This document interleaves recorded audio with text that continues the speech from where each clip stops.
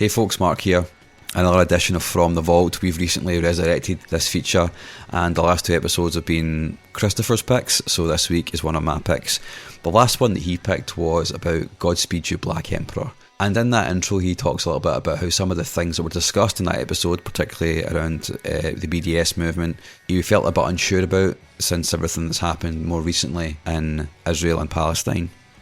It got me to reflect a little bit on how there's some episodes that we've done, or maybe some artists that we've covered, where the situation around them has maybe changed, sometimes quite significantly, since we first recorded an episode. And this episode is about the artist P.O.S. and his third album, Never Better. And I wanted to bring it back up because this is also kind of stuck in my craw a wee bit recently for reasons that I'm going to kind of go into. So about 2 years after we sat down to discuss this record, allegations came to light about P.O.S., or Stefan Alexander as his given name, and they were by former partners. Members of the Doomtree Collective, Dessa and Laserbeak, as well as many other members, were amongst those who spoke out at the time, and what emerged was a picture of someone who cheated on partners, emotionally manipulated them, and basically gaslit people who trusted them.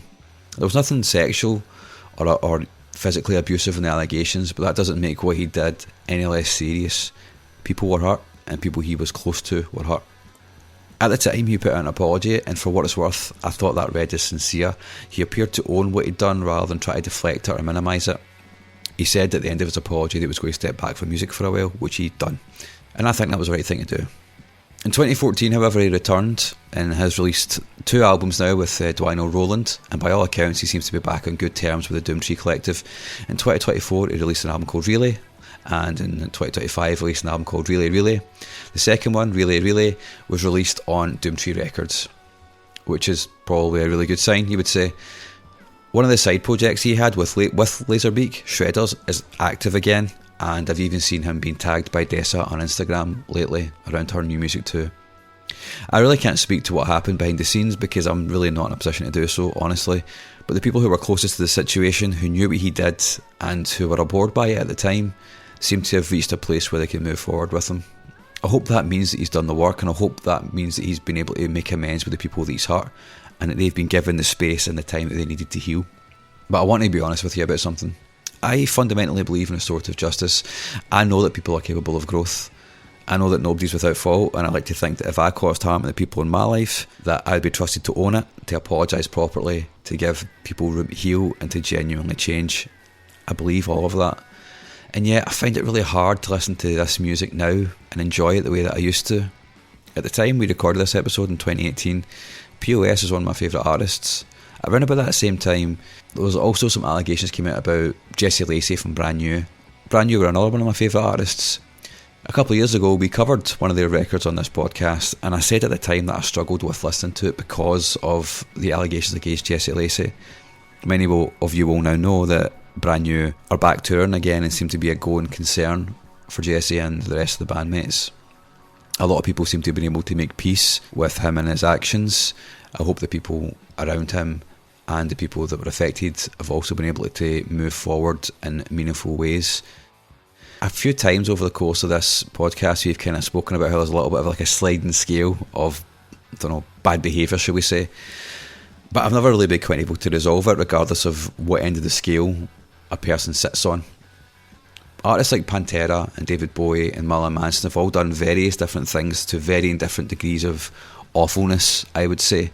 They're all artists that I loved, and music that I can't go back to the way that I once did, because even if the nature of what they did varies enormously, I still found it quite difficult to get enjoyment out of listening to artists who have committed these transgressions. So for me, I guess what I'm saying is it's quite a complex picture. On the one hand, I'm holding in my head that I believe in restorative justice and that people can change, but on the other hand I find it uncomfortable when I try to negotiate that with the artists that I love and my love for their music. I'm not telling you how to feel about any of this. We are not pulling this episode either. It's a document of a moment in time where 3 people genuinely connected and were genuinely enthused about a record that they loved. A record that 2 people, Chris and Dave, had never heard before. That's a real moment, and it happened, and I love that it happened because it turns out that it's a really good episode still. It encapsulates everything that this podcast does really well, and it's actually quite shocking that it happened in the very early days of the podcast. I guess maybe we were onto something way back then. But I didn't want to put it out without giving you context about what's happened since in the life of P.O.S. and in the world generally around, Me Too and cancel culture and so on and so forth. I thought I owed you my honest take rather than just dropping it on you without a word. Anyway, this episode is episode number 25 from June 2018, where we talk about P.O.S.'s third album, Never Better. Enjoy.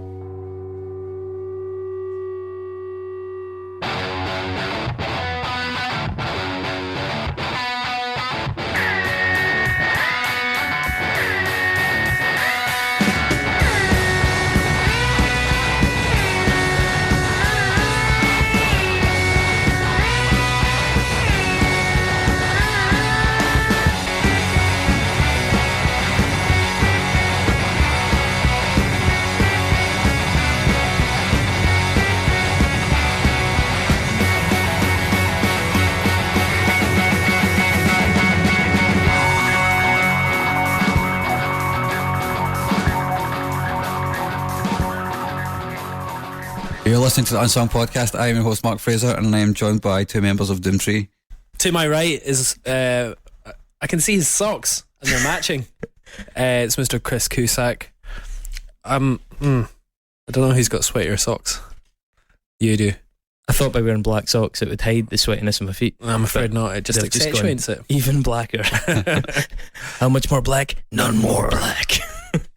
I'm sitting to David's right, and sitting to my left is David.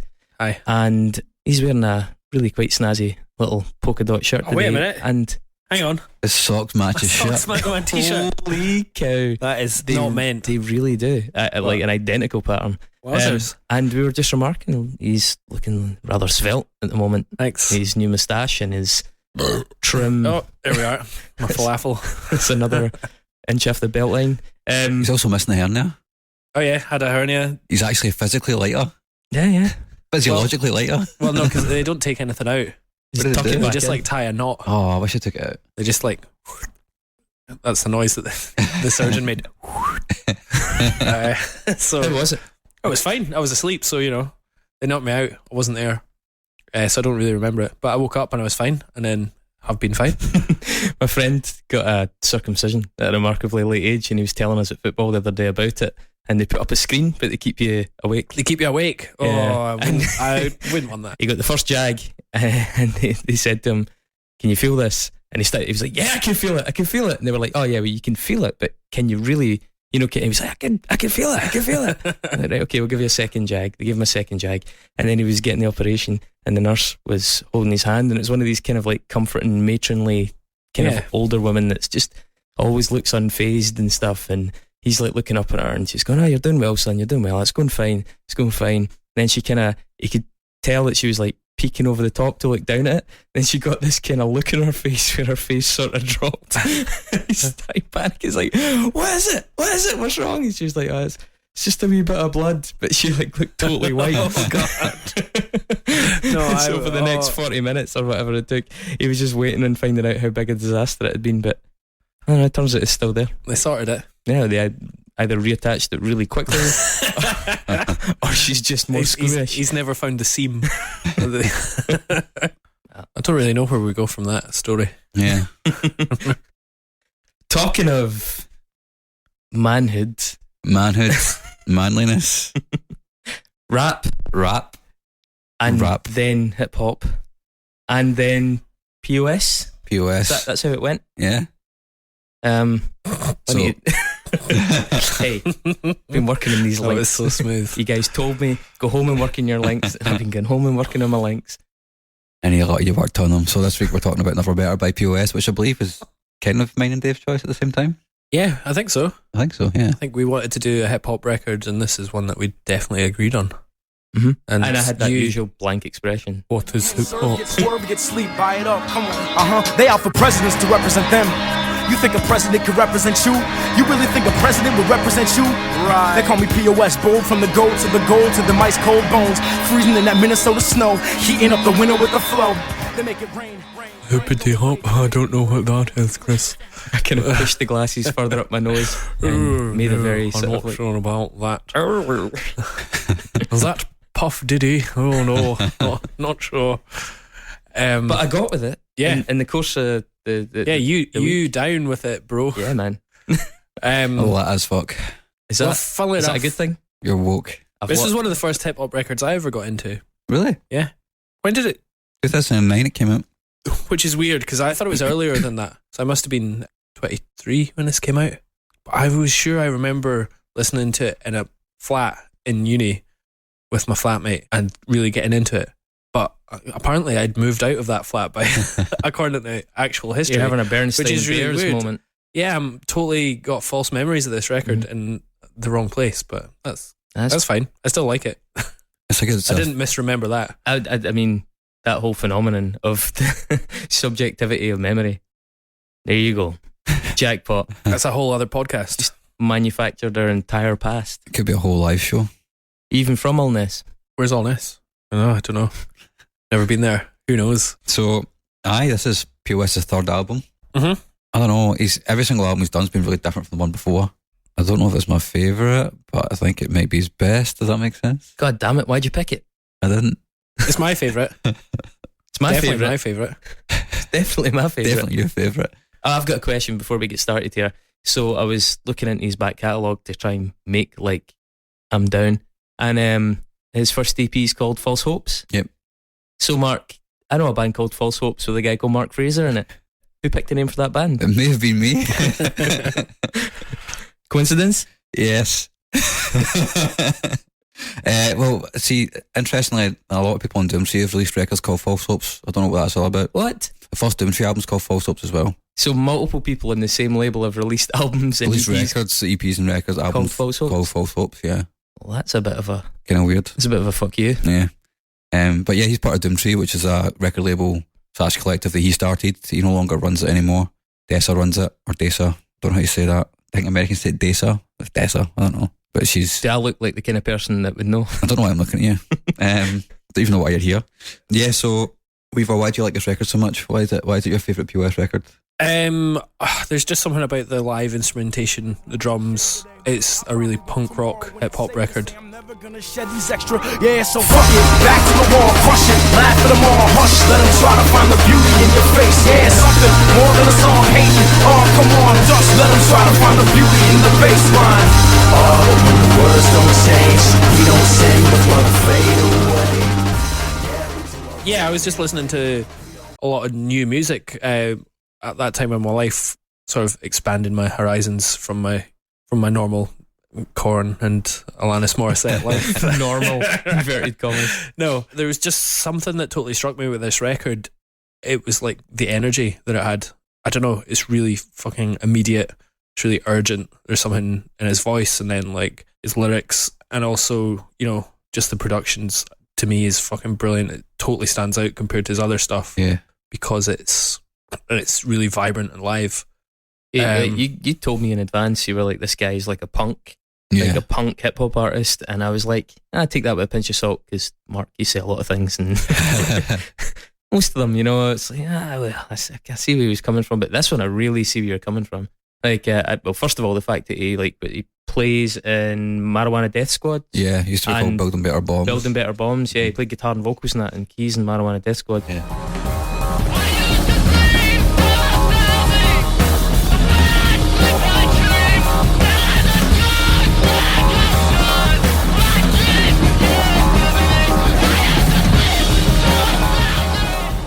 Yeah, I mean, he actually is a punk rocker. Mm-hmm. Like, he's a guy who plays in punk rock bands, who's then also enough of a hip hop fan that he's pursued a career in that.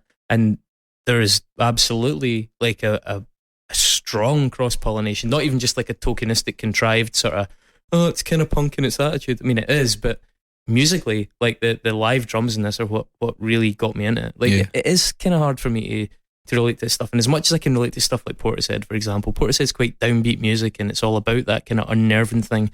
When the music's upbeat like this, but everything's really sampled and really clinical, I find it hard to engage with it. But this has energy. You can hear stuff getting played. You can hear. It sounds like a band. It does, yeah. It's got a real band vibe, and you can tell he's drawn that from his own personal enjoyment of performance, like the energy of like live performance. And it for me, it really elevates this above. Like I was taken aback at how much I liked it. I mean, I don't mind some of the stuff you've suggested in the past. I've enjoyed it. Can't say I've listened to it since very much, but this I've recreationally listened to since, and yeah, I was really impressed by the guy's attitude towards combining the best elements of two really vibrant styles of music. Yeah, I know all the drums. Most of the drums were played by him on this, or sampled by him. He played them and sampled them. Sounds like a good drummer. Together. I guess you could say he approaches music in a totally punk kind of way. It's just whatever he kind of feels like the song needs to have.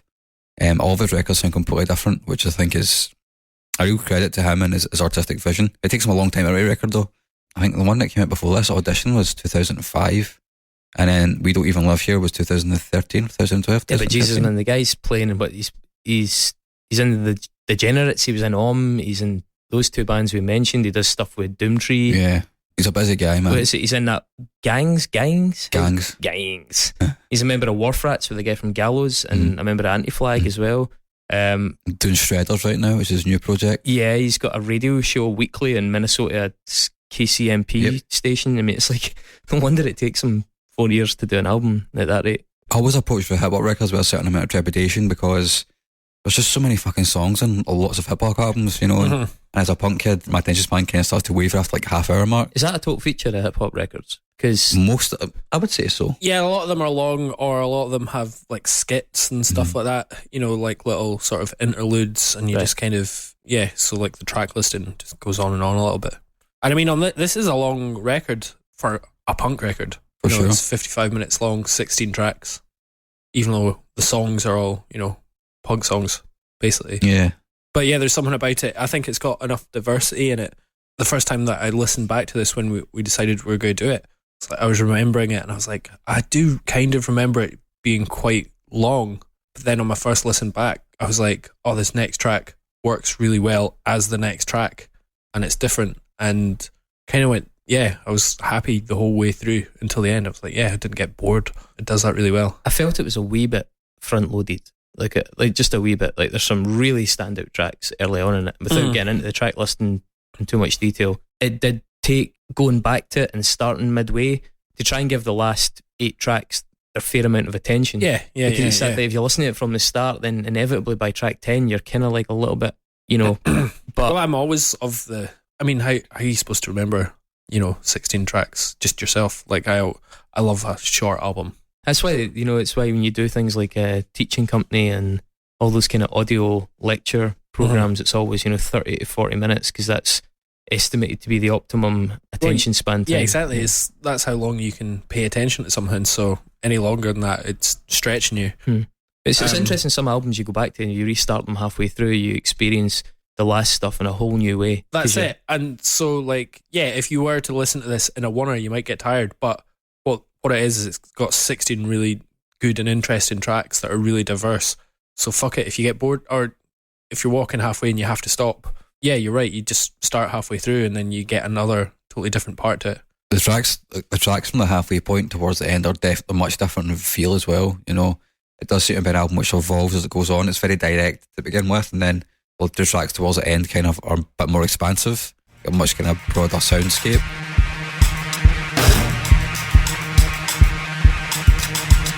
Dragging a lake, dragging a kettlebell, nothing ever gets done. Nothing ever just makes, so much dismantle, nothing ever gets done. Never people in place, every never is now, every never is now. Find a base. I'll come back to that though. Wind them back, because I do, like, it'll be good to do a bit of a deep dive in the actual tracks themselves, because they are so diverse. A lot going on in them as well. But to kind of set the scene a wee bit, right? So P.O.S, the guy's name's Stefan Alexander. Yeah. Steph. But is P.O.S piece of shit? He doesn't say. He's never said what it is. I just assumed that's because the P.O.S, if you do it in shorthand in a message, he says it as well. I think one of the songs, maybe it's in We Don't Even Live Here, chose an offensive name, meaning it's a piece of shit. Steph's a piece of shit. I think it was something he claims that he just did it when he was in school, just called himself P.O.S, but he never really says what it's for. So he did say chose an offensive name. Alright, okay. Yeah, so. But he's never really explicitly said what it's for, just P.O.S, because you'll notice as well, I didn't notice this until I get pulled up by publicists, but there's no dot at the end either, so it's not an abbreviation fully. Oh, P.O.S. Yeah, there's no abbreviation, so it's just like, I think it's just fucking me, people. Unless you're putting it at the end of a sentence. Like, tomorrow I'm going to be speaking to P.O.S. Full stop. Fuck you, publicist. Deal with that. So yeah, it's never really been particularly clear what it is for, but he's always went by that name. Or I mean, he's whenever you meet him, he always introduced himself as Steph and stuff like that. So it's like definitely a stage name, but It's not point of sale then. could be It's visual I mean, it could merchandising be. from my days of working in Summerfield, the supermarket chain. Summerfield. Jesus, Long gone, but heady time. living on in your memory. Mm-hmm. My mum actually found a Gateway Just Summerfield. a Gateway poly bag upstairs in the loft the other day. Really? Like Gateway was what turned into Summerfield. So that Call was me like, when she finds a fine fair poly bag, mate. oh, I don't even know what that You is. can sell that shit on eBay and make some money. Aye? No? Is that true? That's true. Oh my god. A William Lowe cottage cheese packet, that'll be worth some money. Yeah, fine fair, or at least in Stirling, fine fair became Gateway, became Summerfield. It's like, Safety those are the became days. Morrison. John Menzies as well, turned into W.H. Smith. Oh, I remember But John Menzies Menzies. Menzies is still going though. And It for, still exists as a distributor. and for all those outside of Scotland as well, for some inexplicable reason, we pronounce the word Menzies as Mingus. Mingus, yeah. That's my mum's middle name. Mingus. Yeah, Mingus Campbell. Fiona Mingus Weaver. So Menzies, Mingus. Yeah. And Mingus, to me, suggests minging. I know, but I don't know. My mum's not minging. You take that back. It's like a proper rap battle now, right? We're throwing down mama jokes. Yeah, exactly. So this is like we said, this is his third record. Audition one before Moving it. swiftly on, Yeah, Mark. exactly. Audition was the one that came before it. That's when I really got into him. I was really kind of taken aback by De La Souls, which is a track on that record with Greg from the Bouncing Souls doing a chorus. That are rotting on the inside. I cherish my free time, but I maximize so my soul needs to unwind. I wanna see the stars be the moon to my sun, but I'm always on the run. I'm fake to all these hard case kids. I'll raise a black fist, but won't say. Last time I see him live, actually, he was actually supporting the Bouncing Souls in the Cat House, and it was a really interesting time. Yeah, that's an interesting pairing. Yeah. Yeah, definitely. Yeah, people were getting really fucking annoyed at him because he was doing hip hop, and he just basically went to the very front of the barrier and he went, "Look, this set is going to happen whether you like it or not, so you just better turn the fuck around and stare at the wall because I'm just going to keep going." And he did. He was in the crowd and all that, and it was just.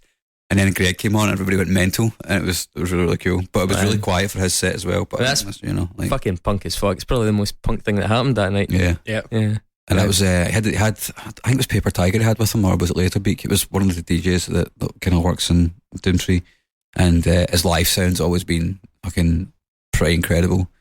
He's a really good frontman as well, really good showman. I think a lot of hip hop artists need to be.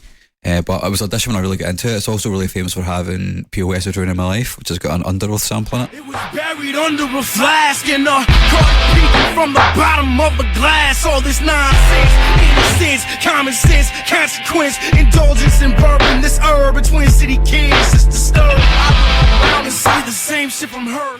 The guitar bit, and it's from an Under Oath song, which he ostensibly used to play live. Doesn't play any instruments live anymore, but used to play it live. Some videos online. It's actually a really cool video online of him doing a Pearl Jam cover on MTV2, like live from his bedroom. I think it's Why Go, and it is the most abrasive thing, like well more abrasive than Pearl Jam ever were. I don't think Pearl Jam were famous for being particularly abrasive. Dispatches a letter into a wall made of stone. Maybe someday another child won't feel as alone as she does. But it's good because he can really sing as well, you know, and that's something he doesn't really explore too much. That's pretty cool. But he's a properly talented guy. I think he underplays it a lot, but No arguments, man. The guy's clearly turned his hand to a lot of things, and he's clearly done well at each and every one. I noticed that there was a lot of chat about We Don't Even Live Here, the album after this, as being like a bit of a fan favourite. Like, how does this compare to that? well, maybe you want to talk about this one. I can talk about it for days, but if you've got any thoughts, maybe. I was really excited for it when it came out because I was like, I really loved this record, Never Better, and I was like, oh, I just want more sort of live drums. I want more energy, and I listened to it, and it was just was nothing like it. It's nothing like that at all. Absolutely nothing like this record. Yeah. But when you feel this, and these rhymes ain't tight, they are terrorists. And that girl's not white, she's an anarchist. And we float like kites through your turbulence. Yeah, born with our throat slit, self-stitched, raised to aim over. A soldier with no king, war with the war on me. I am more than this world lets me be, so I be like a beast, let them bleed, let me see. And The same energy though. yeah, It's just it does. not a punk record. I had to, like, it just put me off it straight away. I was like, oh, it's not what I expected, so I just didn't get into it. I have recently gone back and listened to it, and it is actually a decent record. Is it very sampled? What's the difference? Most of it's electronic. When he was talking to me about, when I was talking, I don't know if I was doing an interview or maybe it was afterwards, but he was saying that, So you interviewed him for another podcast. he was saying that he couldn't really tour that album because of his kidney problems. But he said when he was going to make that record, his goal was not only to do something completely different, like wildly different from Never Better, but also he was deciding this was going to be the record where he was going to spend a lot of money and getting like a good producer in and like, you know, building something completely different. He had like Boys Noise. Boys Noise are on one of the and tracks. A couple others, you know, like big proper like electro producers. Justin Vernon's on it. He's on How We Land. Yeah, there's a lyric on that record where it's like he's basically building some new shit, so it's like totally like saying I'm doing something completely different at this point. And it's a much shorter record. I think it's only half an hour long. It's 12 tracks, but it is basically quite dancey. Mm-hmm. Still quite abrasive though, for sure. But for me, I love it, man. I didn't- think it's great. I don't know why. I think going back to it now, I can totally see its merits. But when I wanted more of Never Better, and then it just wasn't that. And I like really good electronic stuff, but it maybe just wasn't heavy enough for me in that way. So yeah, for me, Never Better has always been the one that I go back to, and it just really sort of captured a sound. And it was very similar. I remember hearing this was very similar the first time I heard Death Grips. You know, in that like mix of punk and you know, live drums and stuff with hip hop. Because it was you guys that really like, you know, forced me to kind of like tackle my Death Grips phobia, because it's just a lot of stuff to get your teeth into and a lot to kind of get familiar with. And there is a similarity. This is nowhere near as obstinate as Death Grips. You know, it's nowhere near as like Death Grips do that thing where they go OTT on the production, they go OTT on their attitude, they go OTT on things, and that's part of its inherent appeal. This is a little bit more subtle, but it's still in the same direction. You know, it's still. And there's definitely a couple of tracks on this that if you listen to it, you could be like, oh, if Death Grips released that now, you'd be like, oh, yeah it's from the new record. They've just put a chorus in it, because that's another thing that's on this record is he's got hooks. He's got drum roll, big hooks. is a big one of that as well. It's like a really idiosyncratic way to do a hip hop song. That kind of snare roll all the way through it. And stuff.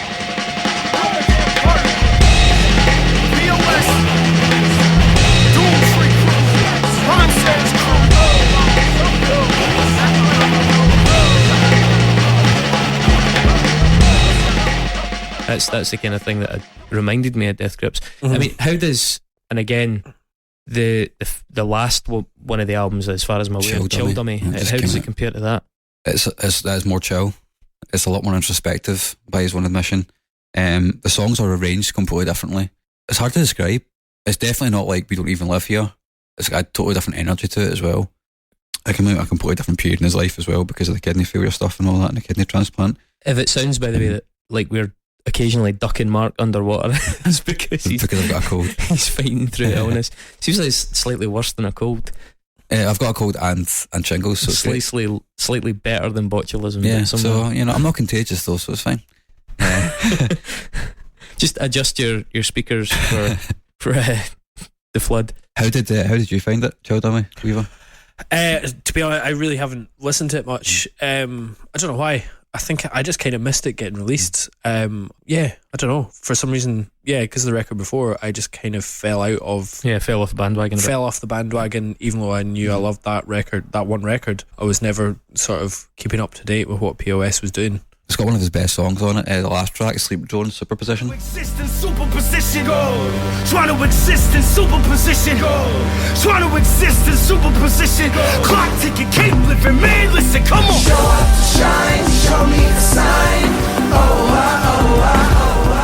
Yeah. So good. That's the one that I've heard a lot about. It's about 8 minutes long, and it's just a whole bunch of different hip hop artists coming in and doing like a a chorus or a line or a verse or whatever, and he's just got this constant like just this keyboard sample of like this. He basically said he used this one synth to like do this entire background of a track, and it sounds dead dense, but it's amazing. It's got Kathleen Hanna on it as well, which is pretty cool. She comes in and does like a spoken word a bit.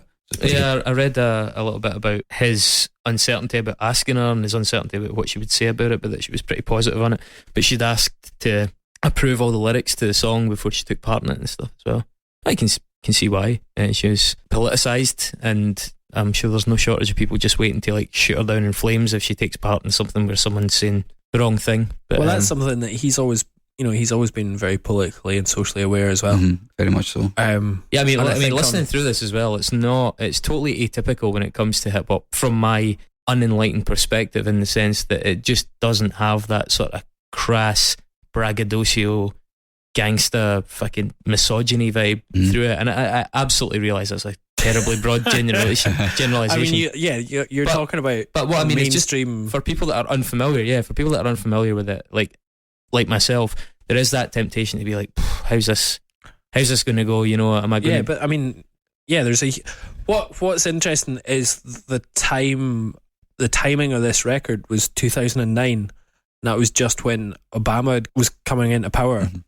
And first of all, fuck Bush. That's the end of it. Yeah, there's a lot of that. Yeah. So this seems like it was like an angry record because it was coming at the end of Bush. But I think it maybe like slightly missed the zeitgeist a little bit because it was coming at that time where there was hope, positivity, and they'd got rid of the fucking the tyrant there. And whereas now it's a breeding ground for punk and alternative and fuck the president and fuck the Tories. It's almost passé. We're honestly at the point now where I think like comedy's engaged with it more than music, because for music it's so boring to criticise Donald Trump. It's like who's even wasting their lyrics criticising Donald Trump when the guy absolutely. Does nothing more to say about it. Do you know what I mean? There's nothing they can add to it right now. Well, that's it. I mean, he's so beyond parody or beyond satire. I mean, you can see why people had to work a little harder. As bad as Bush was, you can see why people had to work a little harder to critique him. Yeah. And then there was people during Obama that were, especially 4 years in, who were a little bit disillusioned that were starting to critique him and all these things about drones and about different aspects of his domestic policy, that they were, it's not really the second coming that we hope for. And people had to work for it. And so it seemed better suited to musicians within their lyrics to muse on these things and, find the cracks in the policies and find the inconsistencies and the hypocrisies. Man, it's like shooting fish in a barrel trying to criticise Donald Trump. The guy's almost out-trolled everybody. There's very little music which really that I'm hearing anyway that's coming out and actually making a point of that. Yeah, it's really bizarre. There's actually a couple of tracks on We Don't Even Live Here that even criticise Obama as well, because it's because the black guy's in power doesn't necessarily mean to say anything different.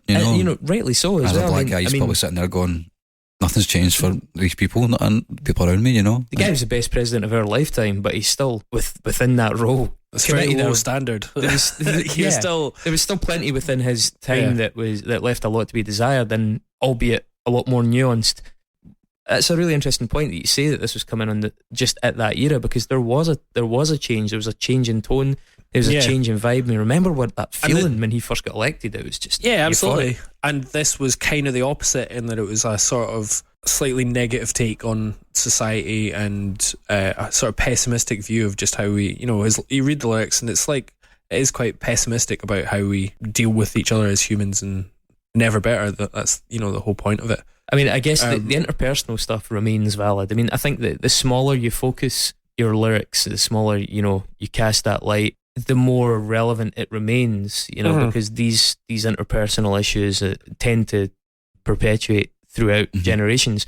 But with the bigger subjects, especially like Bush and the Iraq War, it doesn't always date that well, especially when it's superseded by something exponentially more absurd. I mean, although in saying that, not exponentially more awful in terms of body count. I think people forget that, but exponentially more awful in terms of sheer just appalling decline of institutions. And I think it is interesting the timing of this record and how it connected at that time. Did people sort of go, man, those are some killer jams, but I'm just not feeling that sort of cynicism right now, that surely is a phenomenon that could be tracked?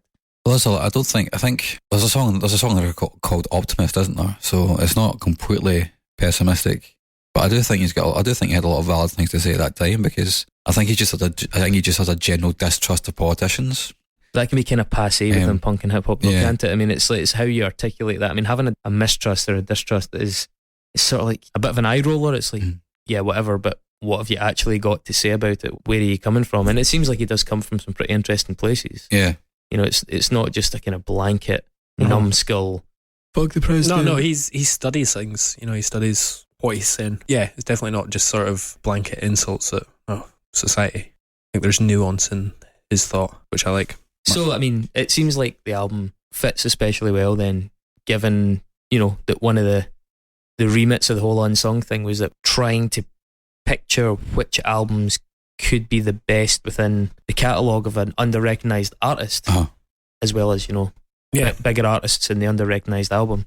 And this one really is a strong shout for that. It's worth noting at this point as well, like, he's the only member from Doomtree that is signed to Rhymesayers Records, which is the much bigger record label founded by Atmosphere, based in Minneapolis as well. And Atmosphere are a pretty huge deal in America, certainly. And I think they sold at the Garage last time and played here as well, so they're really quite well known.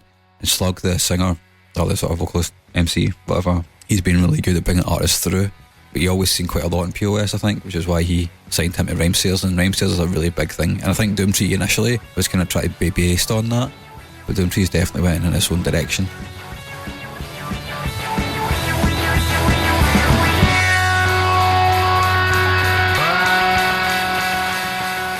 Hi guys, Dave here. I have Bruno to. Brooks. Yeah. I hope you're enjoying this podcast. I know I sure am, but unfortunately I've got to walk home because I can't afford to fill my car with petrol. That's not true, I just filled it up yesterday. Keep it. They'll believe it. They'll believe it. Yeah, exactly, I know. But I couldn't afford to. I'm going to have to... Oh, fuck, I'm going to start again. I like that.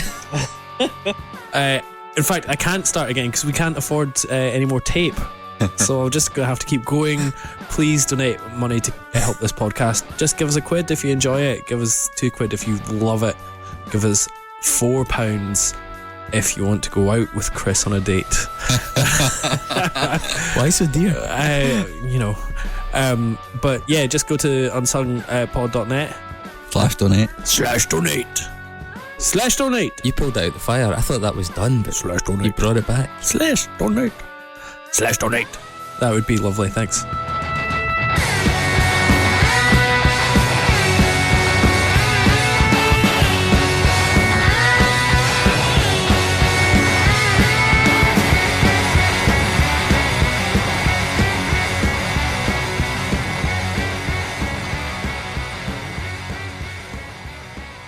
I mean, the album it peaked at 106, I believe, in the US charts. So it's not.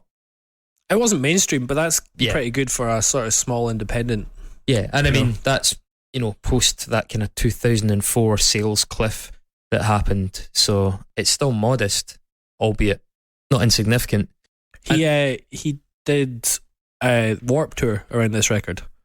He went on Warp Tour, which was interesting because he was like, "Yeah, I'm not doing hip hop clubs. I'm a live punk artist." What's the story about him accidentally ending up in the Gym Class Heroes tour? How did he accidentally end up in that? I don't know. I was looking it up. And it was probably from Warped Tour though. It's only valid reason I could think. So Gym Class Heroes were touring, and all it said was he accidentally ended up in this tour, and I was like, damned if I could find out why. So basically, after this record, and I've hinted at it a few times as well, is he had a lot of health. For his whole life, he had a lot of health problems. He had chronic kidney problems for his entire life up until fairly recently, and it would be a case where he would like take dialysis machine on tour with him, and after we come off stage, the first thing he'd do is go right in dialysis because his kidneys were just basically not cleaning up his blood properly. Mm-hmm. And he put all this energy, all this time, all this effort in getting the right people or getting people that he really liked involved to try and make a bit more of a mainstream record than We Don't Even Live Here. And We Don't Even Live Here's got a lot of that. It's got a lot of choruses on it, a bit like Low Light, Low Life, that kind of thing, which is on Never Better. So basically, he put all this time and effort into writing this record and getting this record made, and I really like it. I think it's a fucking great record. I couldn't stop listening to it, despite the fact it's got Justin Vernon on it. But that's a whole different conversation we'll have another day. when I interviewed him, he said he had a huge plan for like a year and a half of like just solid fucking hitting the road and absolutely paying the fuck out of the record. And he was like, but my kidneys just couldn't do it. So they failed, and it was all over the internet, and lots of kind fans said they would donate kidneys and all that. Did he actually take a kidney from a fan? I don't know. I think he took it from one of his close friends or family members, but they had no end of people that wanting to donate that stuff to him, and he raised quite a lot of money for the surgery and all that. And so see if you give a band, or even better, if you give a musician one of your kidneys, and then you ask for a guestie, what's that? A plus? Plus 6 for life. I should think, yeah, because you'd be dead. You just saved a man or woman's life. No, a plus 50% the capacity of the room. But after that, he was off the road for ages, and he didn't really do very much. And one of the reasons why Chill Dummy took so long to come about is because he said, by his own admission, he read some interviews around it. He actually references it in his Sleep Drone Superposition. I think he wanted to write music about how he was thankful about like how people had like donated stuff or like wanted to help him, but it's like it was all coming out really cheesy and horrible. And then from what I gather, I don't know much about this, but like a lot of people were also, he kind of lost a lot of friendships as well because he was so ill and he couldn't do anything. All he was doing for like 6 months to a year was just like rattling around his house while he was getting better. And he's got 2 kids, so what do you mean he was disillusioned because the people that claimed to be close to him didn't actually?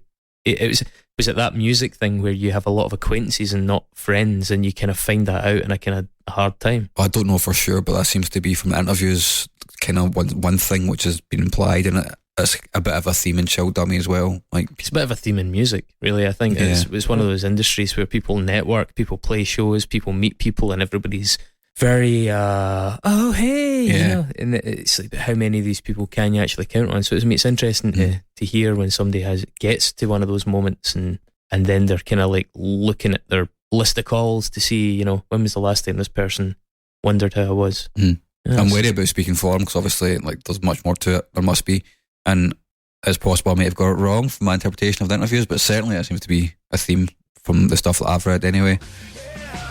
I've been doing my own thing so long. I've been in my own way so long. Yeah, I've been up and over. She could be my only way, only chance left. Put the pressure on. I like to think I know what people are thinking better than they do, so that's fine. I'll take that upon myself. You're welcome. But yeah, and Chill Dummy's a completely different record with that particularly in mind. So did he produce those as well? Because a lot of this was self-produced, right? No, he didn't do. We don't even. No, live sorry, here. that's the one that had a lot of producers on it. But did he revert to producing himself, or because it's a combination on Chill Dummy? Yeah, I think that's one of the really appealing things about albums is sometimes it just clicks so well when the artist has a big role in the production because you're getting something really uttered, you're getting something really unfiltered and full of personality, and you know. Yeah, I think there's something on this record, like even the tracks that are very different from each other still have a very similar feel. Yeah, it sounds like an album. It doesn't sound like a collection of songs. It sounds like an album.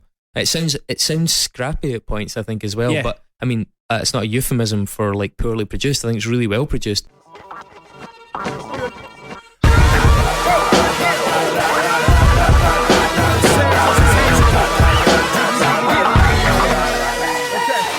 Get smokes. We ain't got bodegas, we got gas stations. Choke steady, rock ready for whatever pops. It's unfussy, and we've spoken about that in past. Like, I mean, we spoke about what Portishead, for example. There's an unfussiness to the samples that are used. You can hear some of the hiss, you can hear some of the room noise, and some of the drum samples.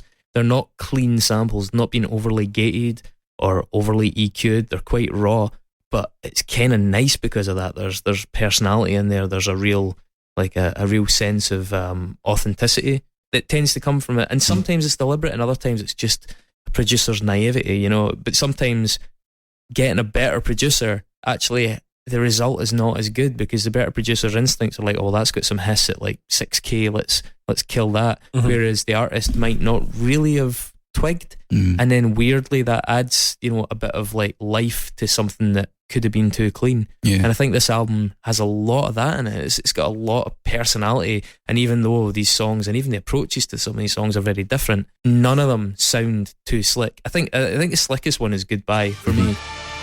Do you recognize when the world won't stop for you? Or when the days don't care what you got to do? Or when your weight's too tough to lift up, what do? They don't choose for you, don't let them choose for you. Recognize when the world won't stop for you. Or when the days don't care. That's the one that when I heard it, I can hear it in my head right now. It's a really strong single, and it sounds to me like the closest to like stereotypical big hip hop single, but it's not overproduced. We Don't Even Live Here's got a lot more songs like that on it, like Fuck Your Stuff. Was like the first single from that, and it's got that sound immediately. Still got the same kind of vocal tics that he has, you know, like sometimes in the record he'll say stuff as if he's talking to an engineer. The vocals are extra loud.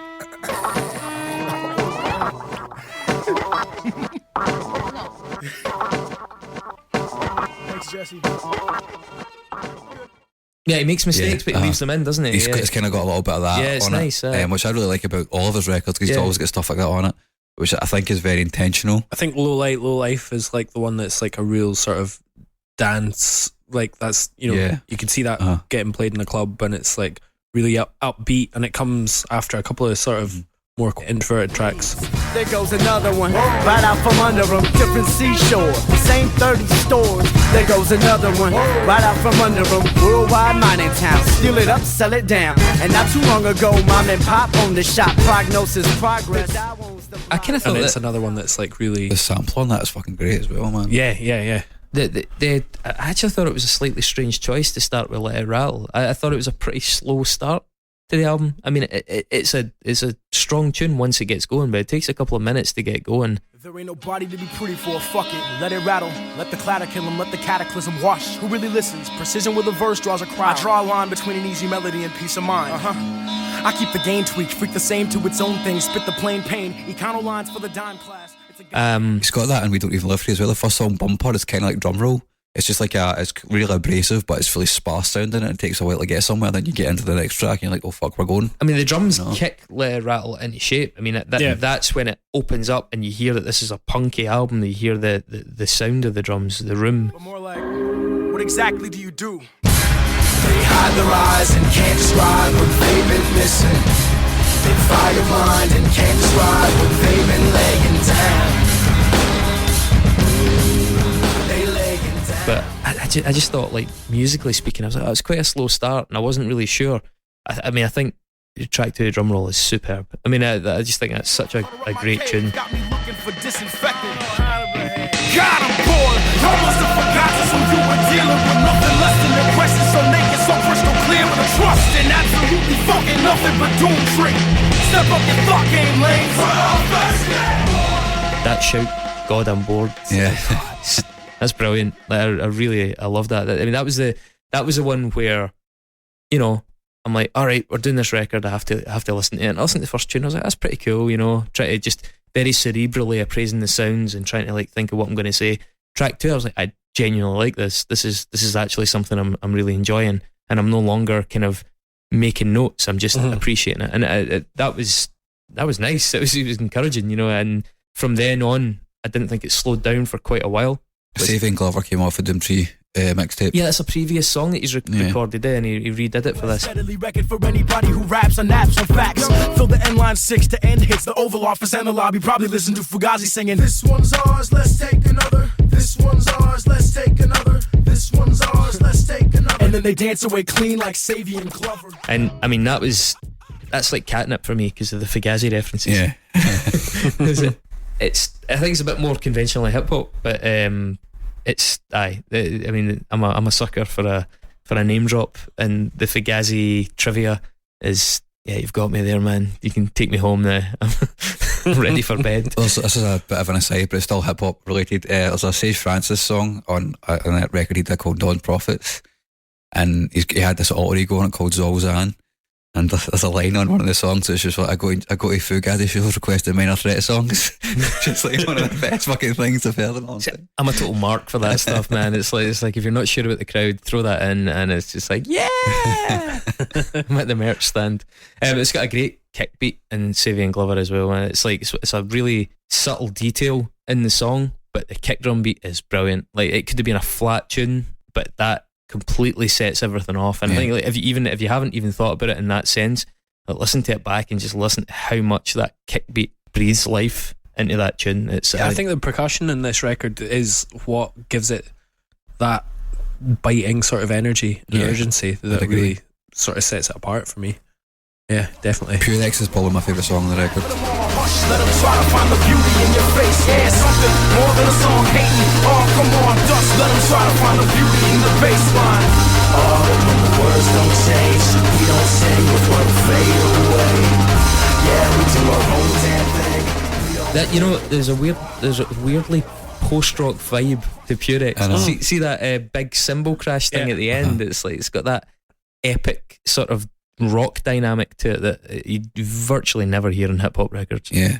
And yeah, I mean, I think like I've already kind of said, I think like track 6, like Goodbye, with I mean, it's just that is a single. I mean, he must have known. He was probably, I think, as somebody who's had to arrange more than a couple of records in my time, it's like when you're trying to pick that first tune and you've got this one and you're like, this is such a banger. Do I blow my load straight off the bat? Yeah. Do I do like a space hog? Yeah.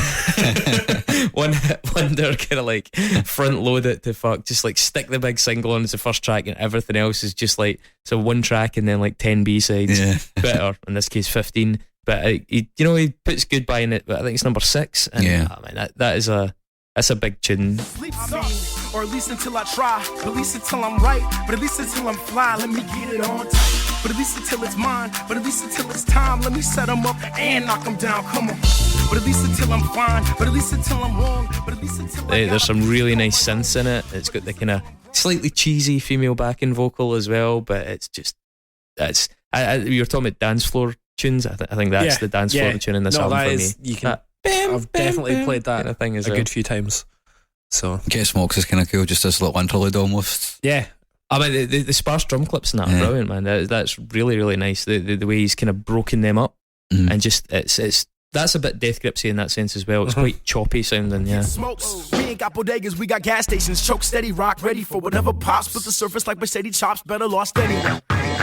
Okay, slash fast getaway, crash whatever path and stop. Whether it's caskets or gas hits, last drops, I'll stash whatever math I've added in a basket and bury it. You let them pull the wool, I pull the chain. And Low Light, Low Life, which we've already spoken about, is just big soulful beast. and it's got that amazing. That was when I first heard Dessa.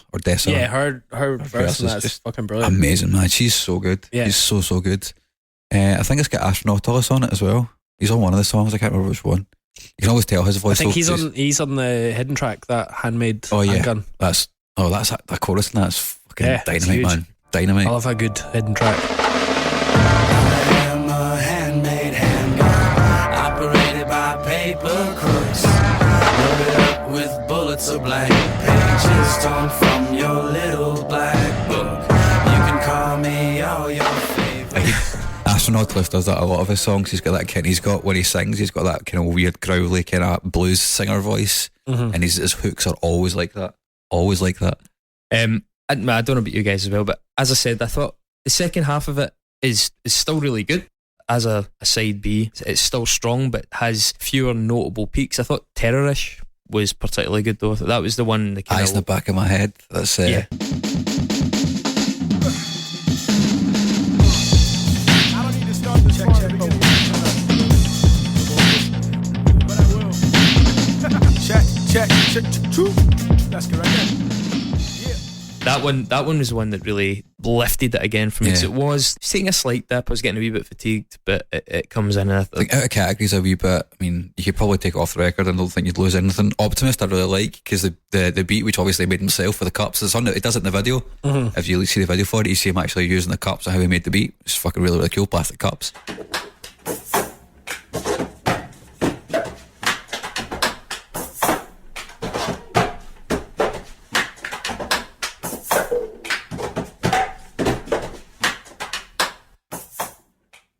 And it's just got a really nice kind of relaxing vibe about it.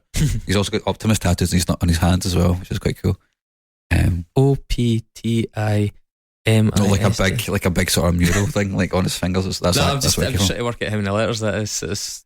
Terrorish has got Jason Shiftchick. I don't know how to say his surname, but it was on Kid Dynamite, and then None More Black. I hope we cover Kid Dynamite at some point, but following on for if you're having Greg from Bouncing Souls on Audition, it's another indication of him bringing a punk singer in to do a hook in a song, and that he's that massive gruff voice. A good kind of canary in the coal mine for me with some of the records you guys give me, especially the hip hop stuff, is my flatmate. He's a big hip hop fan, but he was a little bit turned off by some of the kind of punk guest vocals in it. Not that he's a guy that loves a good screamed vocal as well within its own context, but I think he thought a couple of them were a little bit contrived on this, especially later on. Overall, he thought it was a great record. He was really happy when I told him about it, and he's been listening to it, but he did think that the low points for him were a couple of moments where he was like, he's sort of shoehorned in a punk singer there, and I don't think it needed it. So, just as a caveat, in case this sounds like we're blowing excessive smoke up P.O.S.'s ass. I think I like it a lot. I think it really elevates the song. But you're a mark for that. I'm a mark for that thing, so yeah, I'm into that. I mean, I don't know. Would there be a more interesting, air quotes, way of doing it? If you want somebody to come in and do their thing, you want them to come in and do it in the most accessible and kind of easiest fashion, do you know? Get a homeless guy to do it. What do you think about the last two songs? I think it ends well. Like, I like it. I listen to this record a lot on vinyl, actually. So by that point, I am like, it just sort of fades out. Yeah, I think it, just overall, I think it works as a record. I think it's a really nice package.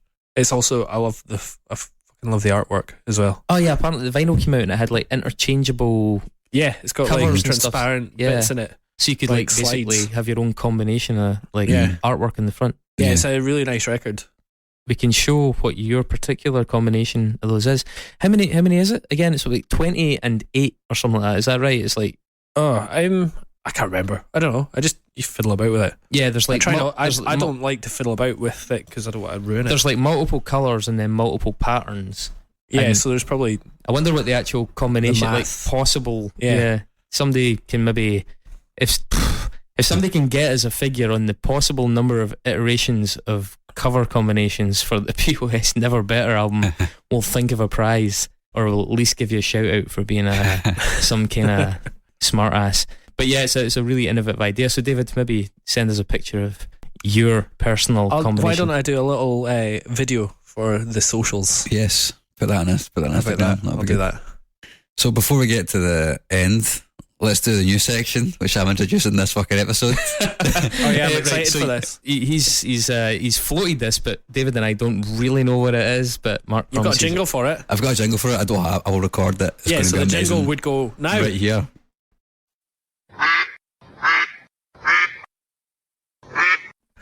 Right, it's going to go right now. That was brilliant. I hope that jingle was good. No, that jingle was that jingle good. was amazing. I just Great heard jingle. it. Yeah, I just edited it, and it was brilliant, man. Honestly. So it's basically, I'm calling it the Foo Fighters Nexus, so it's basically 6 degrees separation for Dave Grohl, right? So take Kevin Bacon out and put in the Foo Fighters. Yeah, mostly Dave Grohl. So how many jumps it take to get, like, it's come up quite a lot on this podcast that Dave Grohl or the Foo Fighters seem to be a recurrent theme in a lot of the stuff we do. So I'm now wondering, every single record that we do should be perhaps find out how many jumps it takes to get from that artist to Dave Grohl. Okay, I'm going to go out on a limb and say 2 for this one, because he's in punk bands. I'm going to say 3. I think I'm 3. Yeah, that's true. Alright. Okay, there are Is that actually, there are actually right? 2 combinations for this, and they're both basically 1 jump. Maybe 2 jumps at the most. Holy shit. Okay. We'll figure it out. You can tell me if it's 1 or 2. He's in Foo Fighters. He's not. That is 1 jump. He could. No, 1 jump would be like You need to. point A, point B is 1 jump. We need to agree on the rules before Point this A. becomes a bit. To point B is 1 jump. Point B to point C is 2 jumps, and so on. Does that make sense? Well, let's hear, and we'll decide how many jumps it was. Yes. Okay, so the first one is Foo Fighters released a song on a 7-inch box set for Planned Parenthood, which Bon Iver also released a song on. And Bon Iver, Justin Vernon, not only worked with P.O.S. and Gangs, but he also has a guest vocal on We Don't Even Live Here. That's 2 jumps. Okay. That's 2. That's 2, because your Bon Iver is your middle, your island there that you're So 2 hopping jumps. along. The other one's probably 2 jumps as well. The other one would be Dave Grohl dated Kathleen Hanna, and Kathleen Hanna is on Chill That's Dummy. 2 jumps. That's yeah. 2 jumps. 1 So jump 2 would jumps. be Dave Grohl dated P.O.S. Which we're not ruling out at this point. Could happen, yeah. So 2 jumps, it's 2 jumps to get to Yeah, Dave that's Grohl cool. from Seems P.O.S. respectable. You've done 2 it twice. jumps. 2 jumps, yeah. If this was, I mean, this may be the template for some successful TV quiz show at some point in the future because they're scraping the barrel already. Yeah. I've got an idea for another you should thing patent we'll talk about before later this on. goes out. Done. So that's our 6 degrees of Dave Grohl. 2 degrees of Dave Grohl. But yeah, the Foo Fighters Nexus. Well Yeah. done. Thank you. Thanks, that was enjoyable. Jingle again or no jingle again? There's an ending. Oh, you'll get it. Put it in here. Wow, that ending was good. It's going to be worth it, hopefully. Well, I think all three of us agree that this is going to go in. Yeah, I think it meets all the criteria for unsung. It's a good record. And it's good. It's probably his best, if not his like most unique and standout record. Yeah. And he's an artist that maybe doesn't have the recognition that he should have. I think this record came out at a time that it, you know, if it had come out a bit later or a bit earlier, I think it would have got more traction as well. Yeah, I've no idea what this actually means, but if more hip hop was like this, I would listen to hip hop. I thought that Just means you don't try hard enough. That was my. That might be what this means. That was kind of when I first heard this. I kind of thought I like hip hop, but I was like, I wish more but had this kind of vibe to it. Yeah, but maybe, like Dave says, maybe just not trying hard enough. Well, that's a good shit. Great. So it goes in then. Go and vote, please. Yeah, on go the vote on the Facebook page. Yeah, Click yes. jobs are good.